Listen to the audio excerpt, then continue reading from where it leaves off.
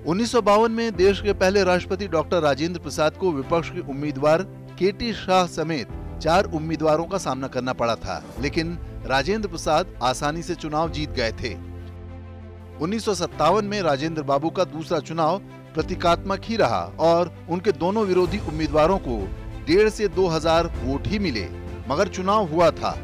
1962 में हुए तीसरे राष्ट्रपति चुनाव में डॉक्टर सर्वपल्ली राधाकृष्णन का चुनाव भी औपचारिकता मात्र था, क्योंकि उनके मुकाबले खड़े दोनों उम्मीदवारों चौधरी हरिराम को मात्र 6341 और यमुना प्रसाद त्रिशूलिया को 3,500 वोट ही मिले। यानी पहले 3 राष्ट्रपति चुनाव में मुकाबला एक तरफा ही रहा। वजह ये थी कि भारतीय राष्ट्रीय कांग्रेस को केंद्र के साथ साथ राज्यों में भी प्रचंड बहुमत हासिल था। हालांकि 1967 में हुए चौथे राष्ट्रपति चुनाव में पहली बार कांटे की टक्कर देखने को मिली। दिलचस्प बात यह भी है कि इस चुनाव में सबसे अधिक 17 उम्मीदवार मैदान में थे। संयुक्त विपक्ष ने भारत के पूर्व मुख्य न्यायाधीश जस्टिस के सुब्बा राव को उम्मीदवार बनाया था, जिन्होंने कांग्रेस उम्मीदवार डॉक्टर जाकिर हुसैन को कड़ी चुनौती पेश की, मगर डॉक्टर जाकिर हुसैन 4,71,000 से ज्यादा वोटों के साथ जीत हासिल करने में कामयाब रहे, जबकि 9 प्रत्याशियों को एक भी वोट नहीं मिला था। लेकिन 2 साल बाद ही 1969 में राष्ट्रपति चुनाव कराने की नौबत आ गई, जब 3 मई को दिल का दौरा पड़ने से राष्ट्रपति डॉक्टर जाकिर हुसैन की मौत हो गई। 1969 में हुए 5वें राष्ट्रपति चुनाव में निर्दलीय उम्मीदवार वीवी गिरी और कांग्रेस उम्मीदवार नीलम संजीव रेड्डी के बीच कांटे की टक्कर हुई।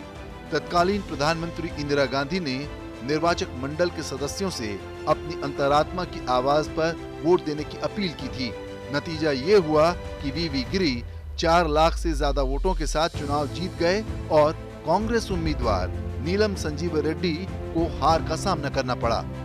1974 में हुए छठे राष्ट्रपति चुनाव में कांग्रेस उम्मीदवार फखरुद्दीन अली अहमद ने इकलौते विपक्षी उम्मीदवार त्रिदिव चौधरी के मुकाबले एकतरफा जीत हासिल की।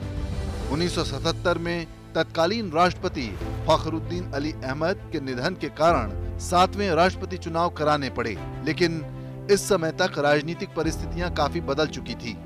आपातकाल खत्म होने के बाद लोकसभा चुनाव की घोषणा हो चुकी थी। आम चुनावों में कांग्रेस की पहली हार हुई और जनता पार्टी की सरकार बनते ही राष्ट्रपति चुनाव हुए। बदले सियासी हालात में विपक्षी दल कांग्रेस ने उम्मीदवार नहीं उतारा और सत्ता पक्ष के नीलम संजीव रेड्डी निर्विरोध राष्ट्रपति बन गए। 1982 में 8वें राष्ट्रपति चुनाव से पहले कांग्रेस की केंद्र की सत्ता में वापसी हो चुकी थी। कांग्रेस ने ज्ञानी जैल सिंह को उम्मीदवार बनाया, जिन्होंने 7.5 लाख से अधिक वोट हासिल कर जीत हासिल की। विपक्ष के उम्मीदवार जस्टिस HR खन्ना को 3 लाख से भी कम वोट मिले। 9वां राष्ट्रपति चुनाव 1987 में हुआ। तब कांग्रेस के तत्कालीन उपराष्ट्रपति R वेंकट रमन को उम्मीदवार बनाया।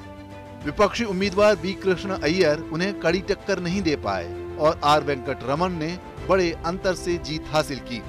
1992 में हुए 10वें राष्ट्रपति चुनाव में कांग्रेस उम्मीदवार डॉक्टर शंकर दयाल शर्मा के खिलाफ संयुक्त विपक्ष के उम्मीदवार जी स्वेल थे, लेकिन डॉक्टर शंकर दयाल शर्मा 6,75,000 से ज्यादा वोट पाकर विजयी रहे।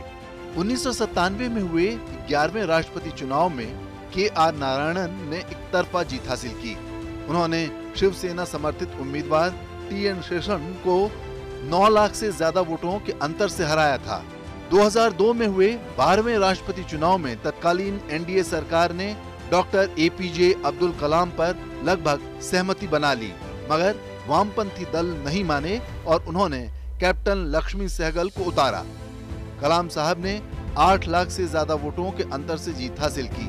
2007 में जब 13वें राष्ट्रपति चुनाव हुए तो कांग्रेस की अगुवाई वाली UPA सत्ता में थी।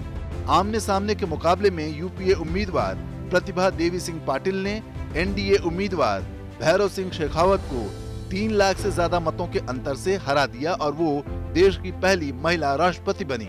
2012 में 14वें राष्ट्रपति चुनाव हुए तो UPA ने प्रणब मुखर्जी को उम्मीदवार बनाया। विपक्ष के उम्मीदवार थे PA संगमा, लेकिन प्रणब मुखर्जी ने PA संगमा को करीब 4 लाख वोटों के अंतर से हरा दिया। इस बीच राजनीतिक हालात बदले और केंद्र में प्रधानमंत्री नरेंद्र मोदी के नेतृत्व में बीजेपी की अगुवाई वाली एनडीए सत्ता में आ गई। फिर 2017 में जब 15वें राष्ट्रपति चुनाव हुए तो एनडीए ने रामनाथ कोविंद को उम्मीदवार बनाया। विपक्ष की उम्मीदवार मीरा कुमार को 3,67,000 वोट मिले, जबकि रामनाथ कोविंद ने 7 लाख से ज्यादा वोटों के साथ जीत हासिल की और देश के 14वें राष्ट्रपति बने।